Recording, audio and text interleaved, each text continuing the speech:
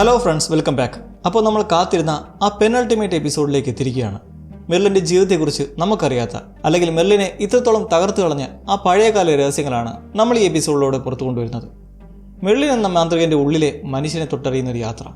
ഈ എപ്പിസോഡിൽ നമ്മൾ പ്രധാനമായും കാണുന്നത് ഗന്നിയഡ എന്ന സ്ത്രീയാണ്. ആരാണ് അവൾ? മെർലിൻ്റെ ജീവിതത്തിൽ അവൾക്ക് ഇത്രത്തോളം പ്രാധാന്യം വരാൻ കാരണം എന്ത്? ഈ ചോദ്യങ്ങൾക്കെല്ലാം ഇന്ന് നമുക്ക് ഉത്തരമുണ്ടാകും. അതോടൊപ്പം മെർലിൻ തൻ്റെ പോരാട്ട വീര്യമായ ബാറ്റിൽ-11 ആദ്യമായി പുറത്തെടുക്കുന്നതും അത് എത്രത്തോളം വിനാശകരമാണെന്നും നമ്മൾ കാണാൻ പോവുകയാണ്. എപ്പിസോഡ് ആരംഭിക്കുന്നത് മെർലിൻ്റെ ജീവിതത്തിലെ ഏറ്റവും നിഗൂഢമായ ആ 6 വർഷങ്ങളെ കാണിച്ചുകൊണ്ടാണ്. കുന്നിൻ ചെരുവിൽ വെച്ച് ജീവിതം വഴിമാറിയ ആ ഒരു മൊമെൻറ്റ് നമ്മൾ കഴിഞ്ഞ എപ്പിസോഡിൽ കണ്ടിരുന്നു. മെർലിൻ ഹിൽഫോക്ക് അല്ലെങ്കിൽ ബാൻഷി എന്ന് വിളിക്കപ്പെടുന്ന ആ ഗോത്ര വിഭാഗത്തോടൊപ്പം താമസമായി. സാധാരണ മനുഷ്യരെക്കാൾ ഉയരം കുറഞ്ഞ, എന്നാൽ പ്രകൃതിയുമായി അഗാധമായ ബന്ധത്തിലുള്ള ഒരു വിഭാഗമാണിവർ. അവർക്കിടയിൽ കെൻറ്റ് എഗാൺ എന്നാണ് മെർലിൻ അറിയപ്പെട്ടത്. ഹിൽഫോക്കിൻ്റെ അധിപയായ ഗ്യാരൻ എന്ന സ്ത്രീയിൽ നിന്നാണ് മെർലിൻ ചികിത്സാവിദ്യകളും പ്രകൃതിയുടെ താളവും പഠിക്കുന്നത്. ഈ 6 വർഷത്തിനിടയിൽ മെർലിൻ ഒരു കാര്യം മനസ്സിലാക്കി. ഹിൽഫോക്കുകൾ വെറും ശാന്തരായ മനുഷ്യരല്ല. അവർക്ക് സ്വന്തമായ ചികിത്സാ രീതികളുണ്ട്, നിഗൂഢമായ ആചാരങ്ങളുണ്ട്. ചിലപ്പോൾ അവർ മനുഷ്യബലി പോലും നടത്താറുണ്ട്. മെർലിൻ അവിടെ ഒരു അപരിചിതനായിരുന്നുവെങ്കിലും ഗ്യാരൻ അവനെ സ്വന്തം മകനെ പോലെയാണ് കണ്ടിരുന്നത്. ഒരിക്കലും ഒരു ചെറിയ രാജ്യത്തെ ഗോത്രരാജാവിൻ്റെ ഭാര്യ പ്രസവവേദനയിൽ മരിക്കാൻ കിടക്കുമ്പോൾ ഗ്യാരനും മെർലിനും അവിടെ എത്തുകയുണ്ടായി. പക്ഷേ അവർക്ക് അവിടെ ഒന്നും ചെയ്യാൻ കഴിഞ്ഞില്ല. കാരണം വിളിച്ചപ്പോഴേക്കും വൈകിപ്പോയിരുന്നു. രാജാവ് അവരെത്തിയതിൻ്റെ പ്രതിഫലമായി ഒരു സ്വർണ്ണ കൈവള നൽകി. അതിൽ മാക്സിമസ് ചക്രവർത്തിയുടെ മുദ്ര കണ്ടതെ തുടർന്ന് ആരായുന്ന വഴി റോമൻ സൈന്യം ബ്രിട്ടൻ വിട്ടു പോയെന്നും മാക്സിമസ് കൊല്ലപ്പെട്ടു എന്നുള്ള വാർത്ത മെർലിൻ അവിടെ വെച്ചറിഞ്ഞു. കുട്ടിക്കാലത്ത് മെർലിനെ കണ്ട് സംസാരിച്ചതൊക്കെ കണ്ട അതേ ഡക്സ് മാക്സിമസ്. വൈകാതെ റാണി മരിച്ചതോടെ വിഷമത്തിലായിരുന്ന രാജാവ് ഗ്യാരനെ അപമാനിക്കാൻ ശ്രമിച്ചപ്പോൾ തൻ്റെ ഉള്ളിലെ അടങ്ങാത്ത ശക്തി മെർലിൻ പുറത്തെടുത്തു. അവൻ തൻ്റെ മനഃശക്തിയാൽ രാജാവിൻ്റെ വാളിൽ തീ പടർത്തി. ആ നിമിഷം മെർലിൻ ആരെയും കൊന്നുകളയാൻ തയ്യാറായിരുന്നു. എന്നാൽ ഗ്യാരൻ ഇടപെട്ട് അവനെ തടഞ്ഞു. നീ നിന്റെ ശക്തി നിയന്ത്രിക്കാൻ പഠിക്കണം, അത് പ്രതികാരത്തിന് ഉപയോഗിക്കരുത് എന്നവർ അവനെ ഉപദേശിച്ചു. ഒരു യഥാർത്ഥ മാന്ത്രികനാകാൻ ആദ്യം സ്വന്തം മനസ്സിനെയാണ് കീഴടക്കേണ്ടതെന്ന് മെർലിൻ അവിടെ വെച്ച് മനസ്സിലാക്കുന്നു. ഗ്യാരന് മനസ്സിലായിരുന്നു അവരോടൊപ്പമുള്ള മെർലിൻ്റെ സമയം അവസാനിക്കാറായെന്ന്. അവരാ സ്വർണ്ണ കൈവള മെർലിന് സമ്മാനമായി നൽകിയ ശേഷം ഓക്ഫൈനിലെ കുന്നുകൾ നിന്നെ കാണാൻ പഠിപ്പിച്ചു. നിന്റെ രക്തത്തിൽ ഇപ്പോൾ ഈ മണ്ണിൻ്റെ താളമുണ്ട്, നിന്റെ വഴിക്ക് പോകും എന്ന് പറഞ്ഞവനെ യാത്രയാക്കി. ഗ്യാരനോട് യാത്ര പറഞ്ഞ മെർലിൻ തൻ്റെ കുതിരപ്പുറത്ത് തെക്ക് ഭാഗത്തുള്ള മലനിരകൾ ലക്ഷ്യമാക്കി നീങ്ങി. നീണ്ട യാത്രയ്ക്ക് ശേഷം ദാഹം തീർക്കാൻ ഒരു അരുവിക്കരികിൽ നിർത്തിയപ്പോഴാണ് ആ നിമിഷം സംഭവിക്കുന്നത്. കാടിൻ്റെ നിശബ്ദത ഭേദിച്ചുകൊണ്ട് ഒരു കാട്ടുപന്നി മെർലിന് നേരെ പാഞ്ഞു വന്നു. അതിന് തൊട്ടു പിന്നാലെ കുന്തവുമായി കുതിരപ്പുറത്ത് അതിവേഗത്തിലൊരു യുവതിയും. അപ്രതീക്ഷിതമായി മെർലിനെ കണ്ട അവൾ കുതിരയെ വെട്ടിച്ച് നിർത്തി. മെർലിനും അവളും ഒരു നിമിഷം നിശബ്ദരായി പരസ്പരം നോക്കിയിരുന്നു. കാട്ടുവാസിയുടേതുപോലുള്ള മെർലിൻ്റെ രൂപം കണ്ട് അവൾ അമ്പരുന്നെങ്കിലും വേഗത്തിൽ തന്നെ അവൾ പന്നിക്ക് പിന്നാലെ പോയി. മെർലിനും അവളെ പിന്തുടർന്നു. അവൾ പന്നിയെ വേട്ടയാടി വീഴ്ത്തിയ സ്ഥലത്ത് മെർലിൻ എത്തിയപ്പോൾ അവൾ തൻ്റെ കുന്തം മെർലിന് നേരെ ചൂണ്ടി. നീ ആരാണ് കാട്ടുവാസി? ഈ പന്നിയെ ചുമക്കാൻ നീ എന്നെ സഹായിക്കുമോ എന്നവൾ ചോദിച്ചു. ഒറ്റയ്ക്കൊരു കാട്ടിൽ അപരിചിതനെ കണ്ടു നിന്നപ്പോഴും ഗന്നിയുടെ കണ്ണുകളിൽ തെല്ലും ഭയമില്ലായിരുന്നു. അവളുടെ ആത്മവിശ്വാസവും സൗന്ദര്യവും മെർലിനെ ആകർഷിച്ചു.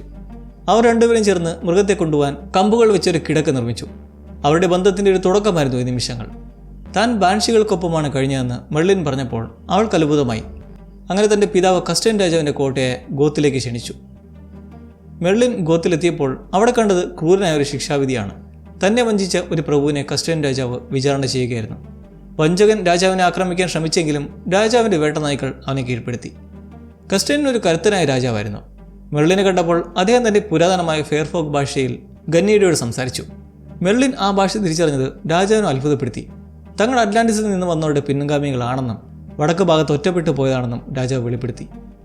തൻ്റെ വംശപരമ്പരയെക്കുറിച്ച് മെർലിൻ വിശദീകരിച്ചപ്പോൾ, അതായത് ടെലീസിൻ്റെയും കാരിസിൻ്റെയും മകൻ, കിങ് അവലാക്കിൻ്റെ ചെറുമകൻ എന്നറിയിച്ചപ്പോൾ രാജാവ് അവനെ ബഹുമാനിക്കുകയും വരുന്ന മഞ്ഞുകാലം മുഴുവൻ അവിടെ താമസിക്കാൻ ക്ഷണിക്കുകയും ചെയ്തു. സ്വന്തം നാട്ടിലേക്ക് പോകാൻ ഇറങ്ങിത്തിരിച്ചതായിരുന്നുവെങ്കിലും ഗന്നിയഡയുടെ മേലുള്ള താല്പര്യം അവനെ അവിടെ തുടരാൻ പ്രേരിപ്പിച്ചു. കഴിഞ്ഞ എപ്പിസോഡിൽ നമ്മൾ കണ്ട മെർലിൻ്റെ വിഷൻ പോലെ അന്നത്തെ ആ രാത്രി തീ കായുന്നതിനിടയിൽ ഗന്നിയുടെ മെർലിൻ്റെ അടുക്കിലേക്ക് വന്നിരുന്ന് അവനോട് അവിടെ നിൽക്കാൻ ആവശ്യപ്പെട്ടു. ആ തണുത്ത രാത്രിയിൽ അവരുടെ പ്രണയം അവിടെ മുട്ടിടുകയായിരുന്നു. അങ്ങനെ 1 വർഷം കടന്നുപോയി. മെർലിനും ഗന്നിയഡയും ഒത്ത് മെരിഡിയനത്തിലേക്കെത്തി താമസമാക്കിയിരിക്കുന്നു ഇതിനോടകം തന്നെ. തൻ്റെ മാതാവും കുടുംബവുമായി ഇതിനിടയ്ക്ക് വീണ്ടും കണ്ടുമുട്ടുകയും ചെയ്തു. മെരിഡിയൻ രാജാവായ പെൻഡാറിൻ്റെ കീഴിൽ കഴിഞ്ഞപ്പോൾ അയാൾ സ്വന്തം മകനെ പോലെയാണ് മെർലിനെ കണ്ടത്. പെൻഡാറിൻ്റെ ഒരാൾ തന്നെയായിരുന്നു പെലിയസും. ഈ ഒരു കാലയളവിൽ ഗന്നിയഡ തൻ്റെ ചിത്രരചനാ വൈഭവം പുറത്തെടുക്കുന്നുണ്ട്.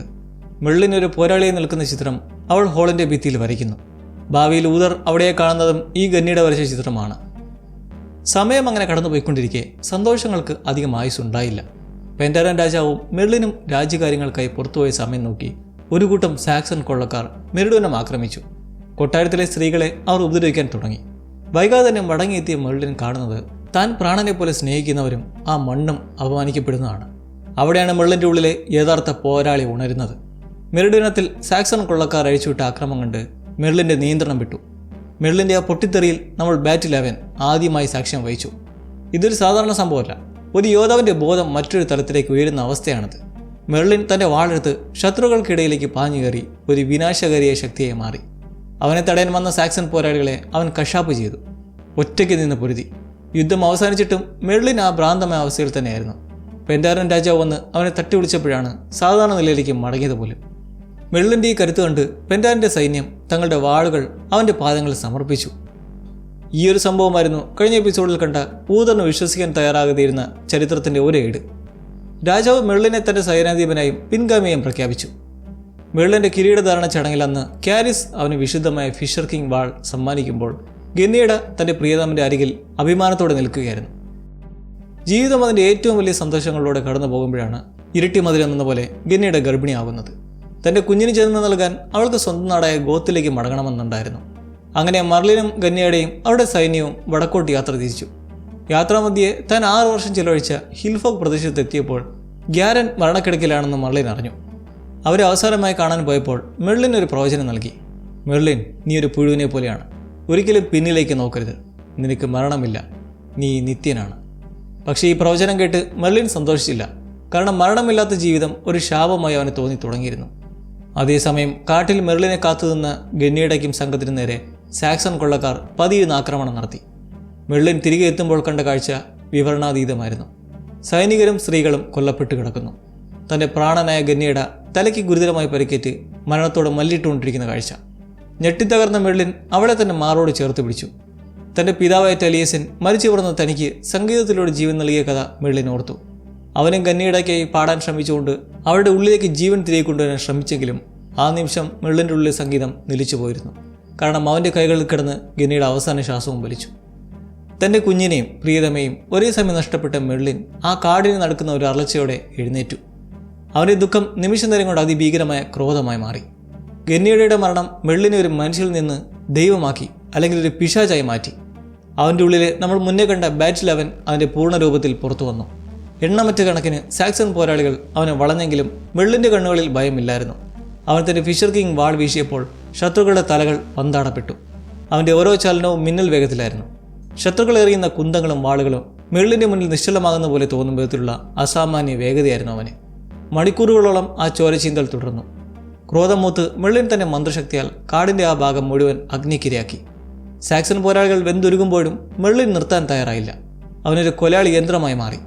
ഓരോ വെട്ടിലും അവൻ തൻ്റെ നഷ്ടപ്പെട്ട പ്രണയത്തിൻ്റെ വേദന തീർക്കുകയായിരുന്നു.